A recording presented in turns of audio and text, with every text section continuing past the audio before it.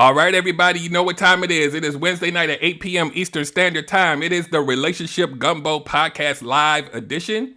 My name is Derek Jones, and I'm your host. And what I want you to do before you do anything else is make sure you share this out with your friends and family. Tonight is going to be amazing. We're going to be talking about a title that I came up with, but it's going to have a lot more depth when we start. It's called The Little Voices Inside Your Head Are Lying to You. So, before you do that, subscribe to the YouTube page, share it out, click that little bell so you can get all the notifications in the future. There's about 130 episodes out there, so you got a lot of content that you can go and pick and choose the titles that affect you the most, or you can binge them all. Some people have been through all 100 and something of them, and I'm like, wow, but it is what it is. It's good stuff. So give me about 30 seconds. I'm going to make sure everything is running the way it's supposed to. I'll be right back, and then we're going to get right into the meat and potatoes, so stand by.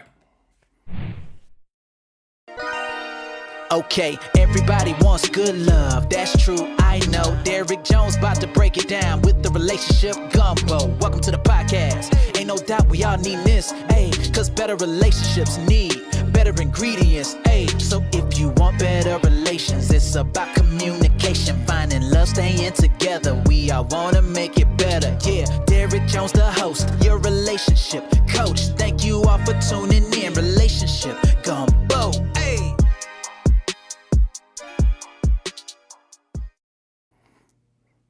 All right, we are back, ladies and gentlemen. We're about to get started, but first, a couple of housekeeping things, because I want you guys to make sure that you stay in tune with everything that is Relationship Gumbo. So first and foremost, if you don't know already, we are also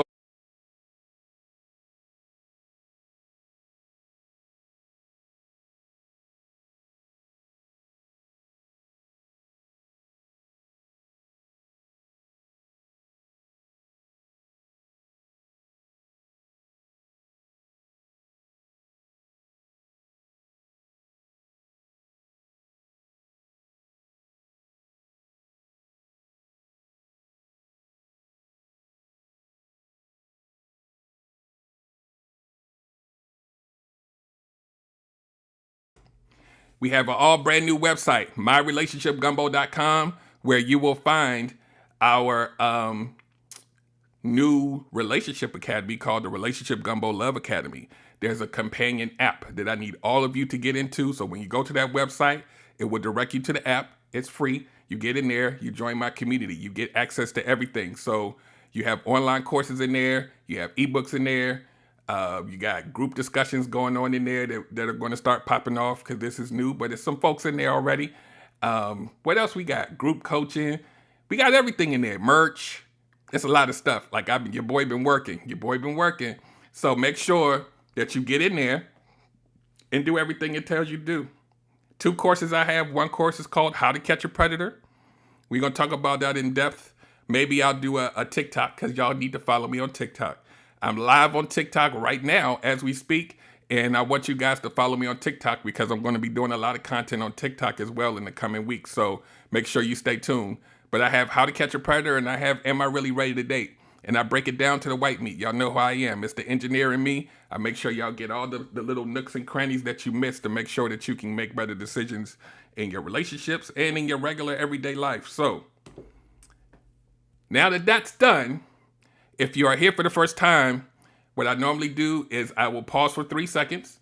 I will start the actual podcast, and then I will pause for another 3 seconds. So I'll have a place to chop it off on both ends so the audio in the middle is perfect for those that want to listen to the audio portion. So without further ado, give me my 3 seconds and we'll start the show. And welcome to another episode of the Relationship Gumbo Podcast. My name is Derek Jones, and I am your host. I'm a certified life and relationship coach, an engineer, a strategist, and a mental health advocate. So tonight's episode is going to be interesting. Y'all know I come across these things as I peruse the web and TikTok and all these other places, and I find things that make me think not just about my life, but I know that a lot of us have similar stories. So I like to bring these things to you so that you can think about and really think about how you show up in your own lives so that we can try to work on these things. So give me a second here. I have some notes that I want to pull up because I have some definitions. Y'all know I normally just freestyle this thing, but I have some actual definitions that I want to read to you guys. So tonight's show is called "The Little Voice Inside Your Head is Lying to You."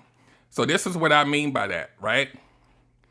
So they have this technical term that therapists, psychologists use. It's called cognitive distortion. And everything that I say tonight, you can Google it. I'm not making it up. It's called cognitive distortion. And basically what that means, and you guys are going to identify with this because we've all done it. It's really about those thoughts that you have that are negative, but it may not necessarily be true, right? We make it up in our head and we make it our truth, right? But factually speaking, it may not be true, right? So we'll put these labels on people or situations because inside of us, we feel bad or negative thoughts about something. I'll give you a small example, but we're about to go deep, so stand by. So for an example, one of the things that I'm going to talk about tonight is called labeling. And so like if there's, let's say you're in a relationship and somebody does something that you don't like, you'll tell that person, or you'll feel like inside yourself that that person is a bad person, even though it was just one event, right? You attach a whole character identity based off of one feeling you had, and you don't, it's probably more than likely not true about the person. You follow what I'm saying? So I'm gonna break it down so that you guys understand. So the cognitive distortions, they're irrational. I'm gonna read the definition and then I'm gonna get into the real stuff that made me say, that really made me think. Cognitive distortions are irrational thought patterns that are exaggerated by negative thinking and feelings. They convince our minds that what we're thinking is true. I want to say most of us have gone through this, right? And actively go through it because they're habits that we build over time based on our experience, based on how we're socialized with our environment, society, traumas. A lot of things inform where these negative thoughts come from with basically no proof. We just make it true in our head, right? So what I'm going to do, there's 15 different types, but I may not, depending on the time, I may not get through them all. If you have any questions as we go, then feel free to ask them and I'll try to answer them as best I can. But I really wanted you guys to think about this. And this is why I do this for you guys, because if you can call something a thing, if you have a definition of what a thing is, then you have a starting point to start working on it. But if we're just willy-nilly living our lives and having these negative thoughts and all of this, we'll never be inspired to change it. So I try to bring these things to you so that you will be able to kind of pinpoint where you need to start work, right? So the way that we think, right, the way that this happens is that you'll have a situation or an event. So think of it like a chart. You have a situation. Then the next step is what you think about what happened. You have internal dialogue in your mind about what happened. And then you move over to the emotions that you have about how you felt about it, right? So if you have negative thoughts in your mind about an event, then the emotion that comes along with it means you might be sad, you might get depressed, whatever it is. Those emotions, once they're there, they kind of control you a little bit. So the key tonight is to figure out, how do we start to curb that middle part, the thoughts and the internal dialogue, so that the emotions don't end up negative. And then when you have a negative emotion, if whatever that situation is about a person, then you're going to lash out at the person, right? So you got to think about this, especially if it may or may not be warranted, right? You got to know where this stuff comes from. And you may need to talk to somebody about some of these things I'm going to talk about tonight. Or you're going to have to do some self-evaluations. But I guarantee you're going to see yourself in one or more of these things. Maybe some of y'all, maybe all of them, right? So the key here tonight is we're going to try to challenge ourselves on these anxious thoughts and these worries that we have about stuff, because a lot of times it's not about the other person. It's about you, right? So the first one, and I'm going to read the definition because I don't want to mess it up, and then we're going to talk about it a little bit. That's how we're going to do tonight. Definition, talk about it. Definition, talk about it, right? So the first one is, the first cognitive distortion is called polarized thinking. And polarized thinking is when you have an all or nothing, black and white thinking pattern. A person with polarized thinking believes they have to be perfect or they're a complete failure, because they see things in terms of either or categories, right? Anybody know somebody like that? If it don't work out perfect, they just totally discard the whole thing and say, you know what, I'm done. I'm a failure. I quit. It has to be perfect. Or they check out. They just check out. There's no middle ground. There's no, I did something wrong, let me fix it. They just done. It's just black and white with a lot of stuff, right? Y'all know people like that? Some of y'all might be like that. You might want to think about that. It's not productive or healthy for you to have that way of thinking, because there's a lot of stuff that you're missing in the middle to try to get yourself back on track to get to the goal. First and foremost, perfection doesn't exist. You may be able to do something to completion, but perfect? Now we're talking about something that's really messing with your brain, right? And to the point where some people even get depressed, you get discouraged, you get upset. So you gotta really think about how deep that rabbit hole goes for you, right? Erica says, I used to be a black and white person. That's right. Like, a lot of us have done that, right? Love Tucker says her teenage years were like that.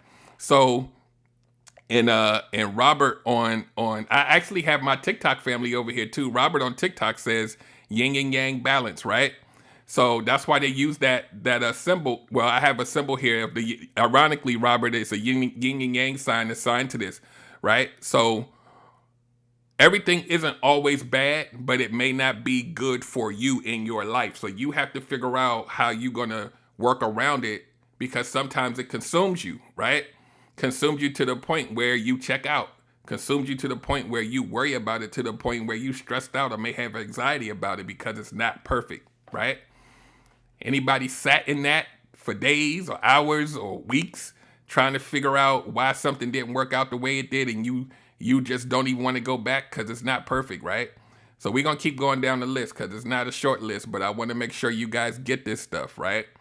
And some of this stuff I'm going to spend a little bit more time on because it hits home for me, right? If it triggers me, I'm going to talk about it. Number 2 is called mental filtering. Mental filtering consists of 2 types of distortions, and both occur when a person focuses solely on the negative aspects of an experience. So the first one is the negative mental filtering, and that's when a person focuses on negatives of a situation and filters out all the positives.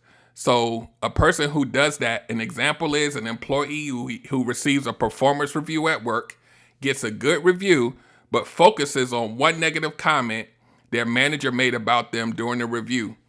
So they're only looking at the negative part of something that as a whole is good, and they focus on that, and then they start worrying and getting in their head about it. That little voice in your head is saying, yeah, you got a good review, but you ain't good enough. Look at that one little thing.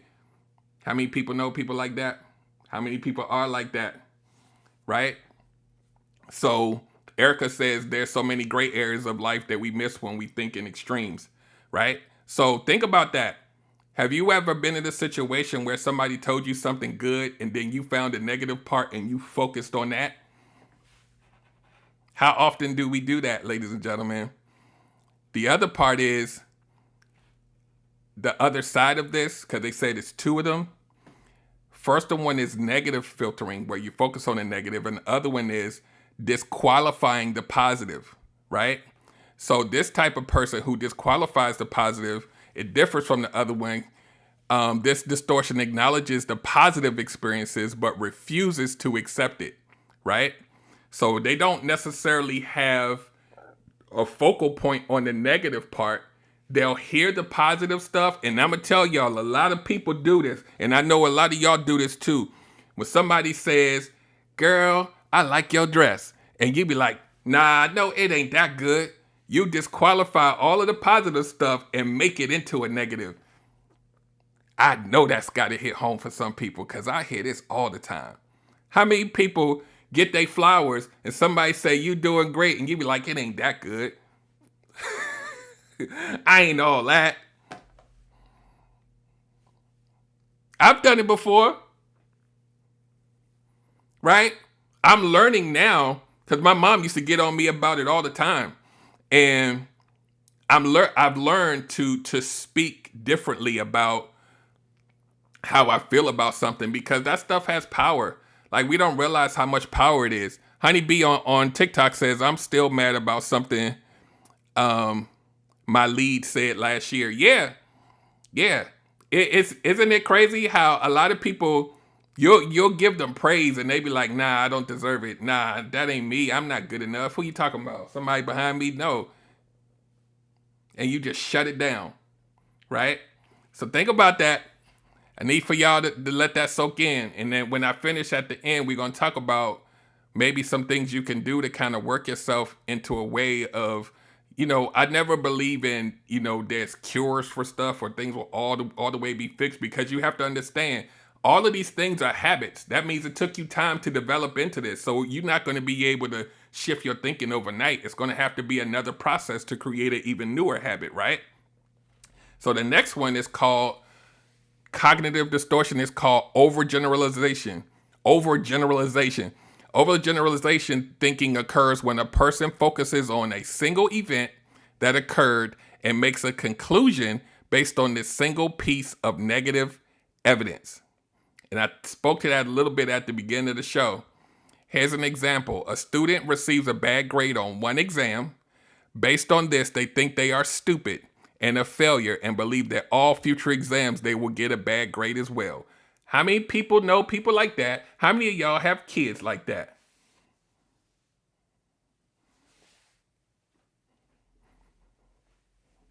Right? That one thing make you cast a whole shadow over the rest of your life. And some of us, we've been doing that since we were little, and some of us don't grow out of it or don't figure out ways to kind of stop thinking that way. Right? Gunter Man says big ships need time and room to turn. Yep, you're right. Yeah. Love Tucker says I could do that when dating. Yeah, a lot of people do this with Let me tell you something. It's a relationship show. Let me tell you what I hear more often than none, right? A woman or a man will go out on maybe a couple of dates. They don't go well. Now, there's pee in the dating pool. Oh my God, no one's ever going to be right. They're all bad. Everybody out here is horrible. And I'm like, can we do a calculation? How many dates did you go on to know that everybody's like that? 2. It's not enough data to make that conclusion, ma'am. Y'all know it happens a lot. I'd be like, so you live in New York City and you went on 5 dates. And now you ready to quit. You know how big New York is? You know how, so, I love it though, because I love what I do, but the math just don't math. Erica says one bad relationship makes us say there are no good ones. Exactly. People do it all the time. And especially now with the way people dating and online dating, you go online dating, you match up with like 2 or 3 people and you ready to throw the whole app away. You like, man, this is trash. Everybody's trash. And I'm like, how many people you match? 3. So anyway, Erica says there's pee in the dating pool, but I carry my chlorine tablets. That's right. And the magic in that statement is that she's still willing to go try. I need for y'all to catch that.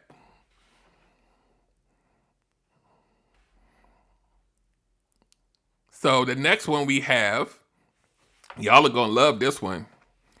Jumping to conclusions. I don't even need to read the definition of that one, do I? There are two types for this distortion. Both consist of jumping to conclusions and making assumptions that are not based on any actual evidence. Anybody? Can anybody? Does that resonate with you at all? Oh, these are, here's the fun. Here's, like my friend Lady J always says, here's a fun fact. What I need y'all to realize about how I do this show, and y'all see how passionate I am, and I'm laughing and I'm enjoying it, because I'm kind of sort of like an adrenaline junkie, right?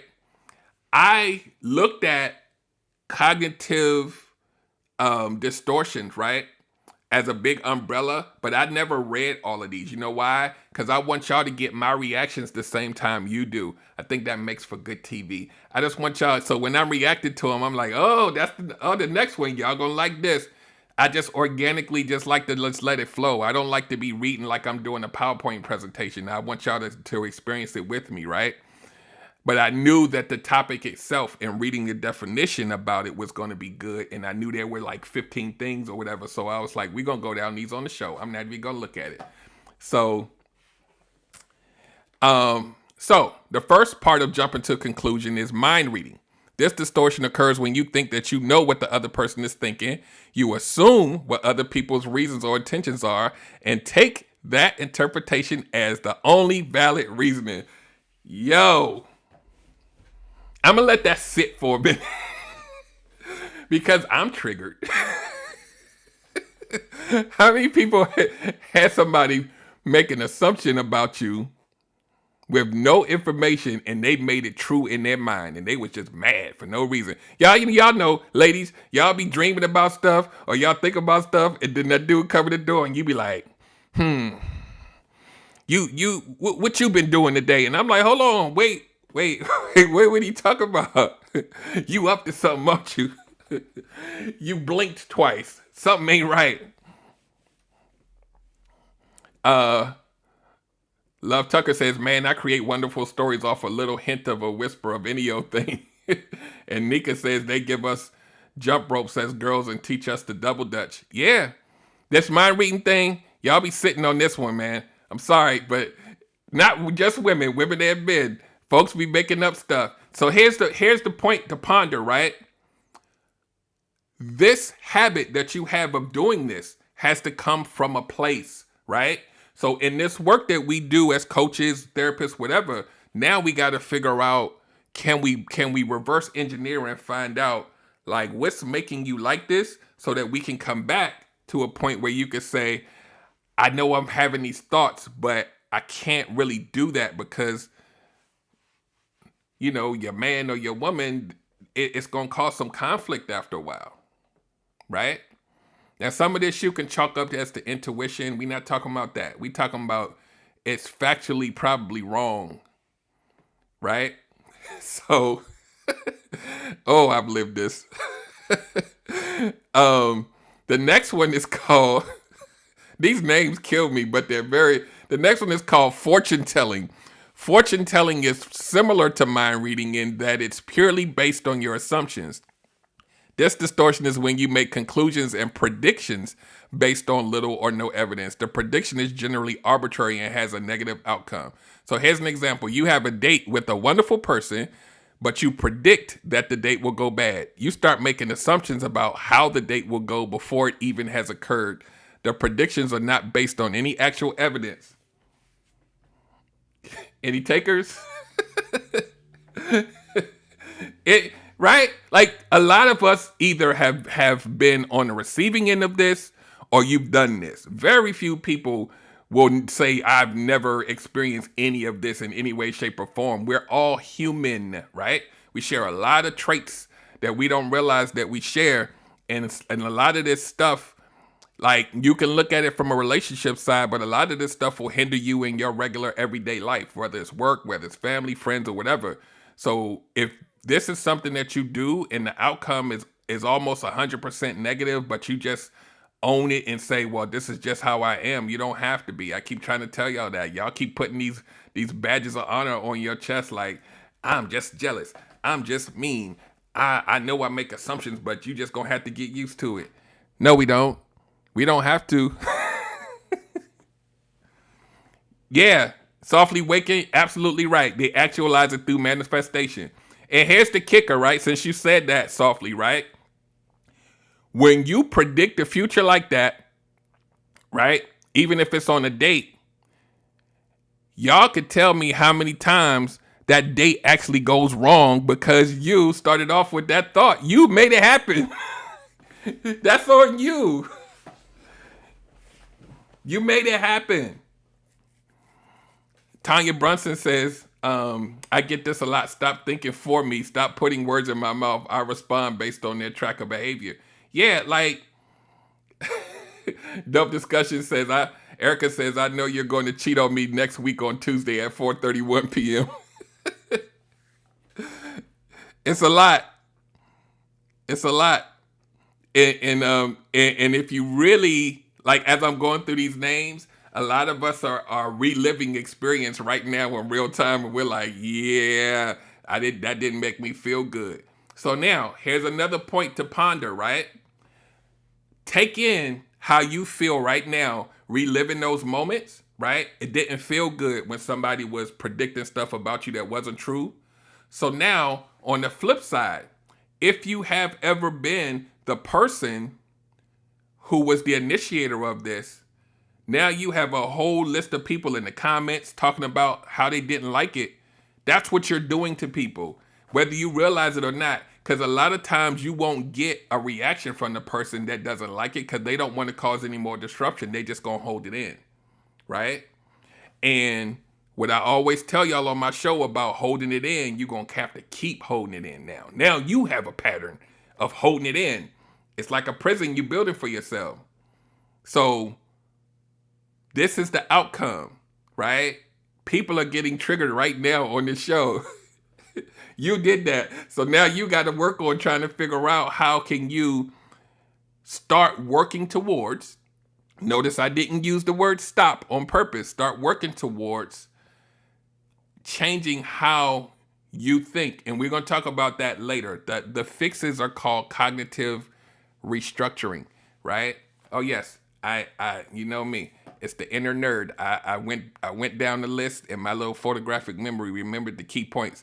So, number 5 is called catastrophizing. And this one right here, I feel like, you know what I'm starting to feel like? I feel like I'm being triggered by every one of these. So, catastrophizing thoughts occur when the magnitude is exaggerated or diminished. So, the first one is magnification. It's an over-exaggeration of a thought. I'm not even going to read all that because I have a feeling y'all know, but I'm going to give y'all the example. An example of magnification is a person is meeting a date for lunch. However, their date is running late and the person starts assuming the worst. Their worries escalate quickly and the thoughts become exaggerated when there could be many reasonable explanations why a person is late.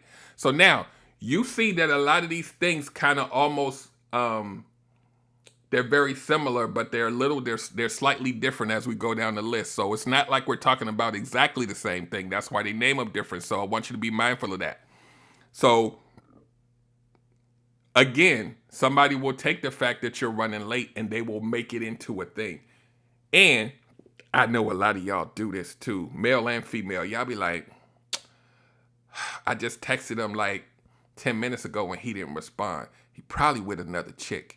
He's probably doing something crazy that I don't like. So I'm going to assign that to him. So then when the dude or the woman finally texts you back, you already in your head before you even have the conversation. Like some of y'all, it don't even take an hour. It'd be like 5 minutes. Y'all be hawking those, the whole left on red thing. The thing say red and you be like, so they saw it.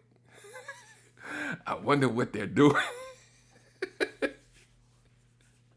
So yeah, Love Tucker, this is why it's good. She said this is why it's good to have sounding boards like, am I bugging? Yeah, a lot of people do. They'll call people be like, let me tell you this scenario. You let me know if I'm crazy or not. Yeah. That's a good way to balance check yourself, right? Because you don't want to go in hot unnecessarily because you're going to automatically put the other person on the defense. And now you got a situation on your hands, right? So the other side of catastrophizing is minimization. So the opposite of magnification, and it consists of minimizing positive experiences. So the example for that is an athlete wins an award but does not acknowledge their accomplishment. They minimize the importance of the award because they might feel others already have the same award, right? So a lot of this minimization, a lot of times it's inward facing towards yourself. Sometimes we can assign it to other people, but think about it. You get an award, but you don't even want to like say thank you and, I got this award because I'm good at what I do. You minimize the importance of it and you be like, yes, it's cool. I'm all right. Everybody else got one. So how does that make me any better or different? Anybody ever done that? It's the things that we tell ourselves. Remember, in the beginning, I said the event happens, you get the award, then the next step is the dialogue that you have inside your head. And then that gets attached to an emotion. So now you've put yourself in a state of possibly being depressed about this thing or upset or sad. It came through here though. So I need for y'all to earmark that. That voice that you have in your head that's always assigning negativity to stuff. It's like a virus. But guess what? We got the COVID vaccine now. So just think about that, right? Like I told y'all, I'm spending time going through these definitions because I want you to see yourselves and or see how it affects you so that you understand what it looks like when it happens so you can address it, right? On either side of the fence. The next one is called, Tanya Brunson says, Erica says it sounds like imposter syndrome. And Tanya Brunson says I do that a lot, especially after singing at a concert. I blow off the standing ovation. Yeah. It's not, I don't want anybody on here to think that makes you some sort of a weirdo or a crazy person or a bad person. It makes you human. Because these habits are born from experiences that we've had in life that make us have these internal thoughts, right? So it's not that you were born this way. Your life circumstances created this, but you also have the opportunity to put in some corrective measures so that it doesn't happen from this going forward, right? So personalization is when you're engaging when you're in this type of distortion, the individual will take things personally, right? And this is piggybacking probably a little bit on what you're talking about, Tanya. This will cause a direct and personal reaction to everything others do or say, even if it was unrelated to them. Ooh, I got an example for this one. Self-blame for circumstances beyond your control could also occur, as well as assuming you have been intentionally excluded or targeted. So I'm going to give you this example, but then I got some of my own that y'all going to really resonate with. Personalization example, you attend a party, but all your friends are busy engaging with other people. You feel like they do not have any interest in being your friend and engaging in conversation with you. This makes you think you don't belong or are unfairly excluded. How many people have been in this situation? Now, I'm going to tell you, this personalization thing happens a lot on social media. I'm going to tell you what y'all do, right? This is a figurative, y'all, so I don't want y'all to think I'm pointing to specific people. How many people have either had a friend or somebody say what I'm about to say, or yourself? You have a friends list like on Facebook or whatever, they post something, right? And you look at that post and it'll say something ambiguous. Like, I don't like people that wear black shirts. And then you like, I wear black shirts all the time. They must be talking about me. They don't like me. I'm mad. I'ma block them. If I haven't seen that happen quite a bit of times, and then I have to be the one to come in and say, nah, that ain't it. It's 100 people over there with black shirts on. Tanya says I don't sing as much as I did a few years ago. Yeah, you got a hell of a voice, Tanya. So, stay in that fight. People need to hear your voice. Love Tucker says, "Dag, now you don't have any friends." Yeah. Social media, man. I'm telling you, man. We take these likes and thumbs up and hearts and all this. We take this stuff so seriously, man. It affects our whole psyche. Number 7, I definitely probably will not get through all of these, but I'm giving y'all the ones on this going down the list. Blaming is number 7. This mind trap consists of blaming others for their problems. It's different from personalization in that the person directs the blame externally. Somebody's chest about to get real warm right now. Rather than blaming themselves or taking some responsibility, they tend to play victim role and hold other people responsible for their pain. I don't even have to read the example for that. We gonna skip to the next one. Y'all go ahead and let that soak in. Stop playing the victim and take responsibility and accountability for whatever it is you're going through. Like I always say on this show, it's a you problem. Sometimes you got to look in and say, I'm the problem. I'm the one who did it, right? Hey, MJ on TikTok. I see another comment here. Oh, Softly Waking says, I laugh at those hit dogs howling. Yeah. And I don't care who you are. You know somebody that blames everybody for everything. I don't even have to stay on that one that long. So this one right here may sound similar to one of the ones that we talked about before, so I'm not going to stay that long on it. But this one is called labeling. And labeling is an extreme form of overgeneralization. When this type of thinking occurs, you assign judgment to yourself or others based on one negative occurrence or incident, right? So one thing happens. I talked about this earlier. I briefly talked about it. One thing happens, and you assign that negativity to the whole person's embodiment of their character and everything. How many people know people like that? That one thing, and then it's like, I don't even like you right now. Even though, matter of fact, I'm gonna tell you how this happens a lot in relationships, right? Let's say you're in a relationship with somebody. Let's say you've been with them for a few years and y'all are seemingly happy, right? No relationship is perfect, but you're seemingly happy. And then today you be like, honey, you're the best husband ever, your best wife ever. Everything that we've been through got us to this point. You're so amazing and you take care of me. And oh my God. And then the next day that person do something you don't like and you be like, I don't even like you right now. You ain't all at it. And you be like, but yesterday you said I was great. I don't even know why I married you.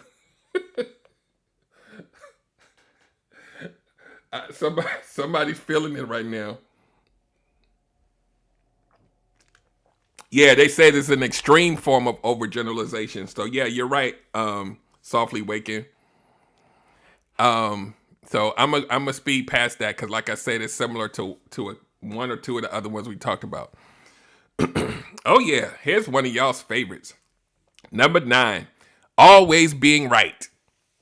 I don't even know if you know what? We might have to skip past this one. I don't even need to read the definition. But I will. This thinking pattern causes a person to always have the need to be right.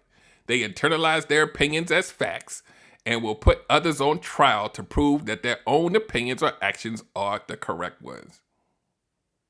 This is a marinate moment. Take a minute to breathe. Just breathe.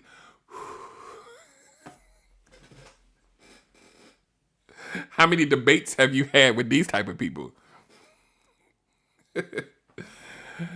Oh, it's frustrating, isn't it? There's somebody that has to be right by any means necessary. People like that, they don't stand down. They will fight you tooth and nail and be wrong as hell.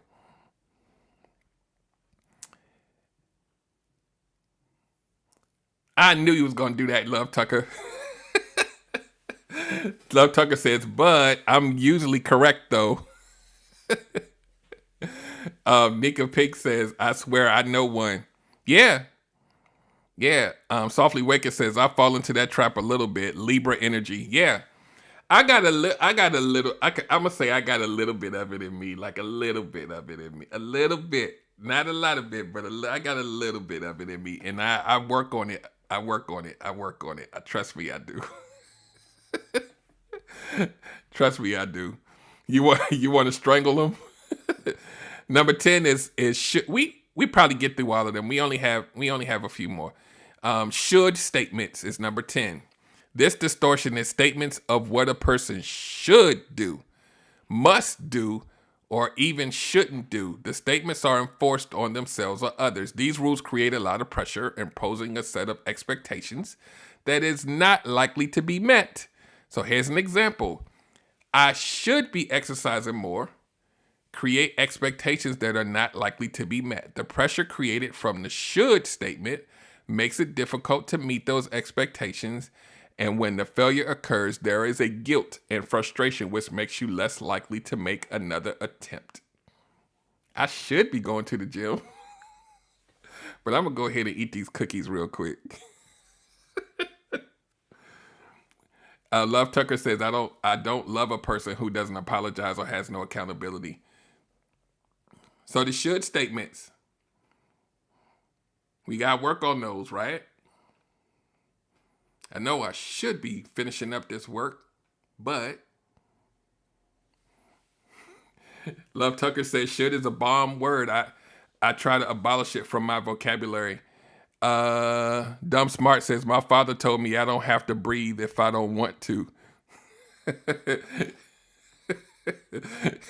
Yeah. True. The next one is called emotional reasoning. Whatever emotion a person is feeling during this thought distortion must be true in their mind. One's emotion is accepted as fact because all logical reasoning is blocked out. I'm going to let y'all sit on this one. Whatever emotion you feeling makes whatever that is that you're going through true. Now, that doesn't mean that you're not allowed to feel emotions. But sometimes if that emotion is attached to something that may not necessarily be all the way what it is, you're automatically saying, nah, but it's like that anyway, and you just go down that rabbit hole of emotions. So here's an example. You might feel lonely because at this moment you are by yourself and your friends are off doing something fun. However, from this feeling, you assume no one loves you or wants to be around you. So this one is similar to one of the other ones, but this one is more focused on how you feel. I feel lonely, so therefore, and everybody else is having fun, so maybe they don't love me because they're not here with me. They're supposed to know, right? This this example is probably about mind reading. They supposed to know you lonely. A lot of times people who do this with this example, they don't like call the friends and say, hey, y'all doing it. They just be sitting at home and they like, well, they didn't call me, so they must not care. They out having fun and I'm just feeling like crap by myself. Erica says, I work very consciously to limit my use of the word should. Yeah. You have to work at this consistently to alter the habit. Because again, I preface this with, these are habits, which means they've been developed over time.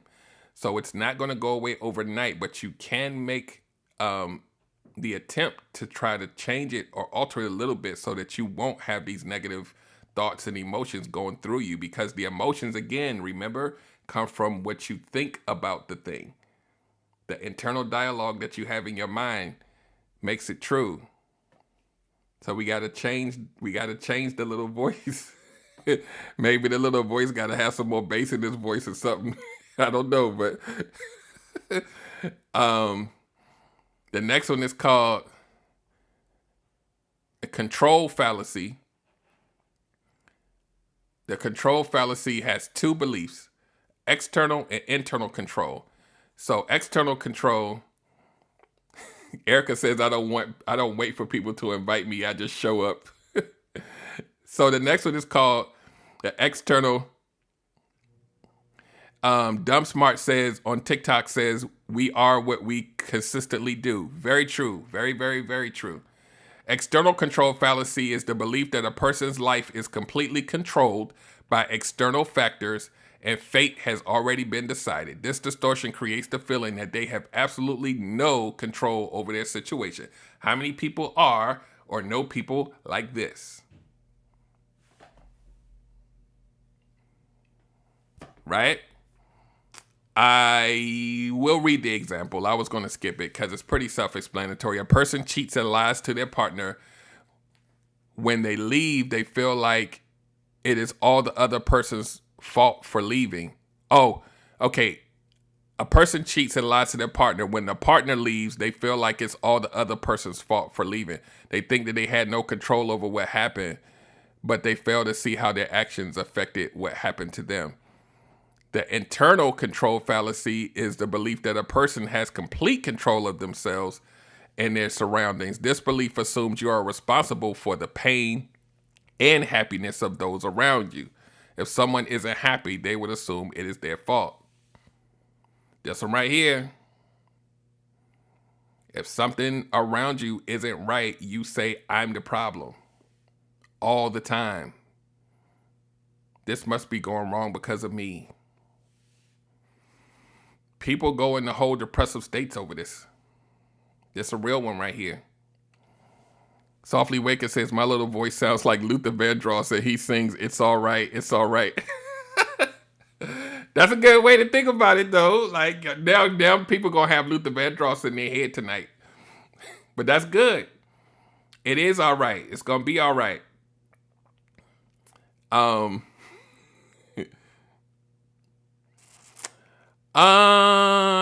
don't know if I can say it's the opposite of narcissistic.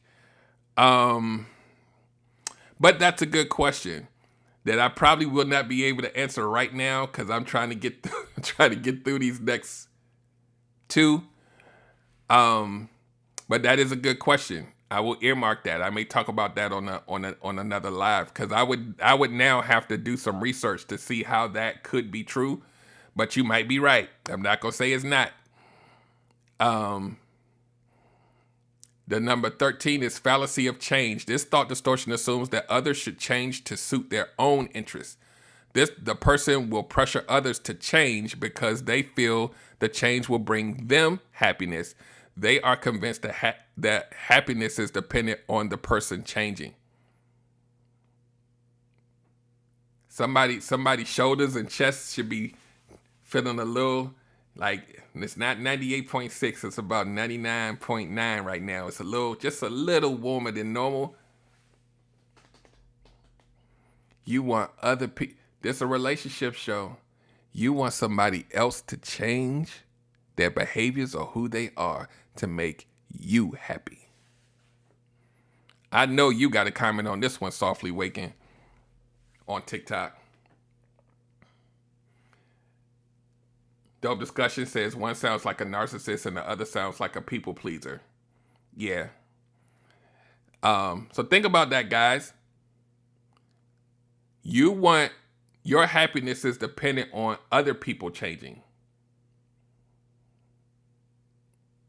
I know y'all know or have been this type of person, and then you have to trace it back. There's a reason why you feel like you can't provide yourself happiness. And then here's an interesting fact. You get pissed off if they don't change to your liking. Now we got a whole problem. Right? So think about that. We are number 14 out of 15 now, guys. We pulling in the home stretch, and we almost had about an hour. So how perfectly does Softly Waking says, I can't give people that much power. So the fallacy of fairness is number 14. Fallacy of fairness assumes that all things in life should be applied and measured based on fairness and equality. Ooh, this is a good one. However, in reality, not all things work out the way we expect them to, and we feel angry and resentful towards those things in life. I always tell my daughter, life ain't fair. That's not fair. Life ain't fair. We wish everything was equal and fair, but it's not.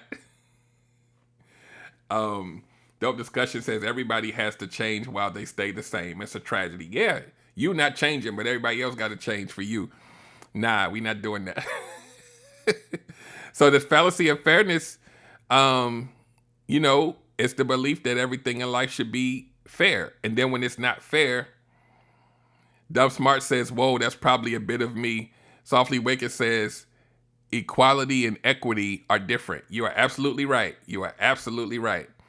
So people who really dig deep into this whole fairness and equality thing, they get really upset if they feel like something isn't absolutely equal. Here's an example. Love Tucker says, my Libra sensibilities are triggered. So the example they give is a person who struggles with low income might feel anger and resentment towards others who make more money than them. They might feel that they work just as hard, if not harder than other people, but are not rewarded the same. What the person fails to realize is that others who make more income could have different educational backgrounds or a different type of job and things like that. So this is another example of you creating something in your head without having the information to make sure that what you're thinking is actually true, right? Love Tucker says, I'm upset a lot. Yeah, these are all real human things, right? This is not casting judgment. This is just providing you information so that you understand if you see yourself in this stuff, you may need to make some tweaks. Some of y'all won't ever make them because you own it, but we all could work on things and try to do better. Softly Waking says, us Libras love that balance of our perception of fairness. So there's another Libra in the house. And then the last one, number 15, this heaven's reward fallacy. This belief is related to the fallacy of fairness, in that if we lived in a fair world, we would be rewarded fairly. Heaven's reward fallacy distortion is based on the reasoning that you should be rewarded based on how hard you work. Similar to the fallacy of fairness, we will be disappointed because most things in reality aren't fair. This leads to feelings of frustration, anger, and resentment. So here's the example for this. If you were expecting to get a promotion this year because of your hard work, you believe you worked harder than the rest of your colleagues, but you didn't get the promotion. You feel resentment towards your colleagues because you believe you should have been rewarded for your hard work. However, there could have been many reasons why they were promoted over you. Hard work isn't the only consideration. So I'm going to read some of these comments here. Tanya Brunson on YouTube says, I think the ultimate question is, what is normal or what is fair when it comes to what is acceptable behavior or a person's character trait? Yeah, a lot of it's subjective, but I think the key here is whatever you assign to it, you get pissed off because it's not fair to what you believe in your own mind. And a lot of times that belief may not necessarily be the truth. Tanya says, I'm also a Libra. We accept all kinds of crazy. And then Erica from Dope Discussion says, when you envy what other people have, you probably couldn't handle what they had to do to get it and keep it. So, yes, Softly Waking says capitalism. So that's the last one, guys. I know a lot of y'all is like, damn, we've been on here for a minute, but it's all good. I love you just the same. So, in short, because I'm not going to go through all of the little jargon that they talk about. In short, it's really basically understanding who you are, understanding that if you have a negative thought or a negative reaction and it happens often, a lot of times because it's a habit, you've been doing it so long that it doesn't register with you. But one of the main ways that you can tell is how it affects others, right? Then you have to really think in your mind, was it fair? John says, I still be envying them though. Yeah, I'm not even gonna lie. I've been there too. Especially in corporate America. You'd be like, wait, they got the promotion? How the hell? What? That ain't fair. But Dumb Smart says, note to self, look into Libras. So just really think about the main thing is, because I'm not a therapist, I'm a coach. Sometimes you're going to have to do some soul searching to figure out where this comes from so that you can kind of work on curbing it a little bit to start. Because I never tell you to take on a task all at once. Do it in chunks so it doesn't feel impossible to do. But we know that we can identify with a lot of these things or have been treated this way. So the lesson is tonight, if it's you, you got some things you may need to work on for your own betterment. If it's not you and you're the recipient of it, you want to be cognizant of it so it doesn't become you, right?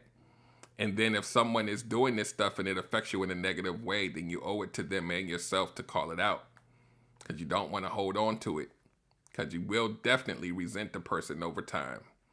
And a whole relationship may be ruined over you being afraid to talk to the person about something that's not making you feel good. So I'm going to start wrapping this up. I do got a couple things. Because y'all notice I got TikTok up tonight. Y'all need to be following me on TikTok if y'all not following me on TikTok. That's number one. Number two,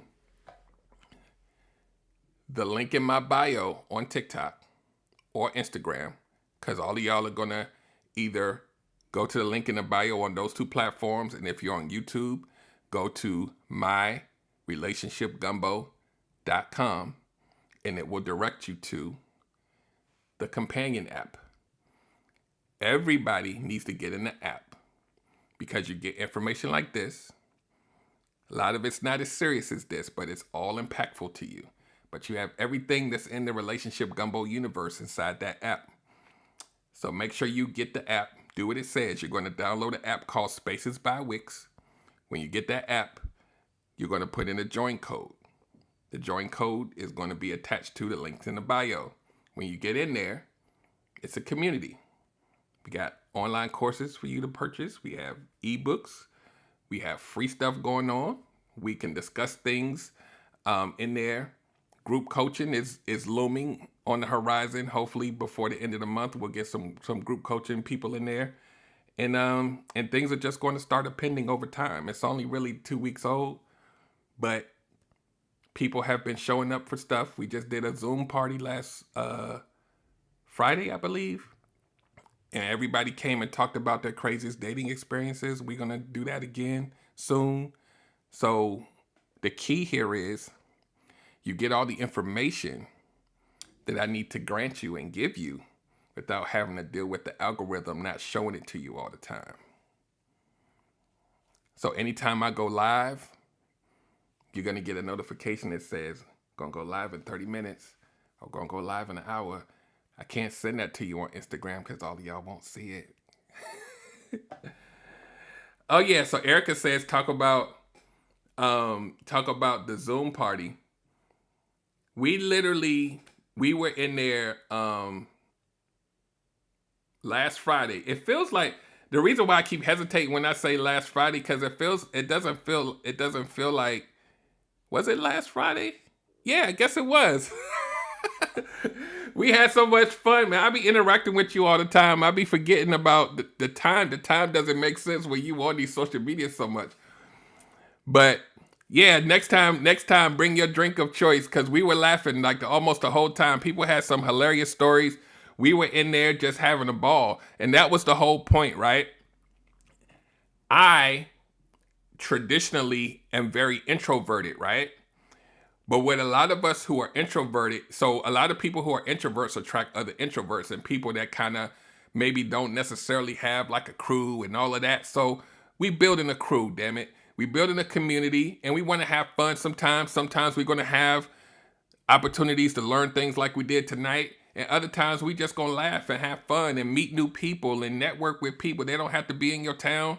Y'all know this is the magic of social media.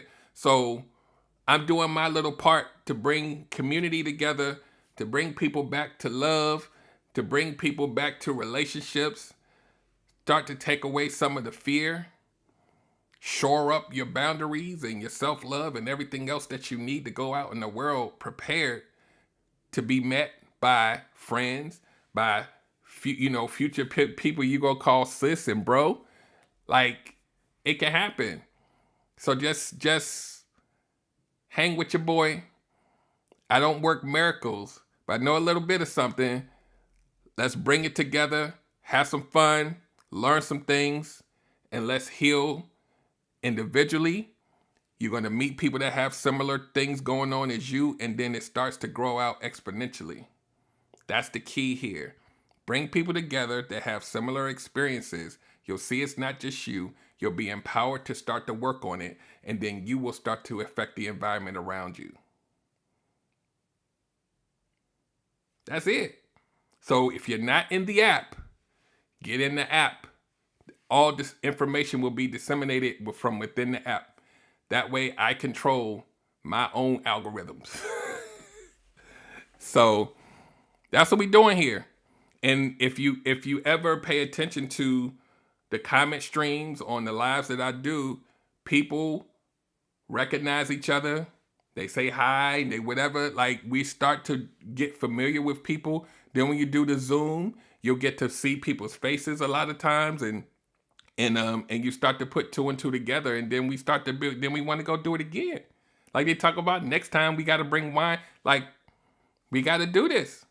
We're not meant to do this life by ourselves. And I'm not just talking about romance.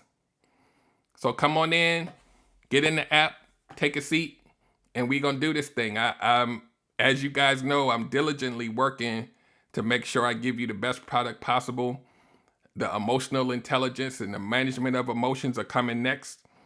The certification, I've been talking about finishing that thing, but life be lifing sometimes. So by the end of the week, I'll be certified as an emotional intelligence life coach.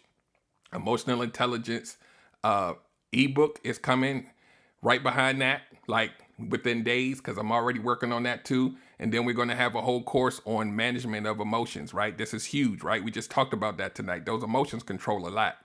So we gotta try to figure out how to manage them better so we can make better decisions based on logical thought versus 100% emotion. We have to balance it out, right? So stay with me. Things are going to start happening soon. We're only, the Relationship Gumbo Love Academy is only a couple weeks old, but it's growing. I don't need to have, it would be great, but it would be a hellified accomplishment, but I don't need 100,000 people in there. I just need people that want to get the help to come in there, and I'm going to build strong, and I'm going to build at a pace that I can handle and that you guys can handle. I'm never going to leave you guys hanging, so just stick with me. I got you. And those of you who've been rocking with me for a while, y'all have seen the evolution. Y'all have seen the background change about 4 or 5 times. Y'all have seen the microphones change about 4 or 5 times. Like, everything is always ever evolving because I want to make sure that I am in tune with you. I keep my ear to the ground. I got street cred when it comes to this engagement and connectivity and emotion thing. So I understand where you're coming from and how you feel.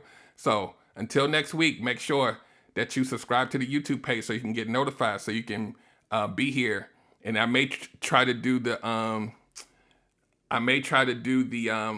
TikTok again next week, because I think that worked out pretty well. It took me a minute to try to figure out this is how my mind works. I'm thinking about how to position the phone so that it doesn't alter your view from YouTube on the screen, so it's not sitting in front of me. So I figured all of that out. So you guys make sure you come here next week.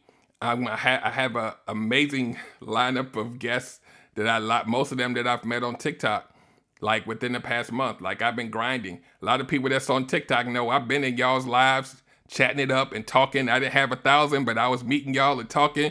And a lot of those people that I've met, they're going to be on the show. See how this works?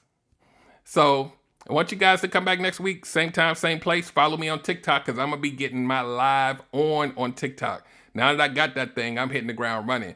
Y'all people that see me on Instagram Live, y'all need to move over to TikTok because Instagram about to be the redheaded stepchild in like a week. So get over to TikTok, set those notifications up because I'm going to be going live basically almost every day. So get it in. Every live ain't going to be long, but it's going to be impactful, and we're going to just fellowship and talk with people and have discussions, and I'll bring people up on the screen and all that good stuff. So let's get it, guys. You guys have an amazing rest of your week. Have an amazing rest of your night. Take care of yourself, and please stay safe out there. I don't know what kind of animals or viruses and monkeys and tigers or whatever kind of pox. Just stay safe, please. And I'll see you soon. Have a great night.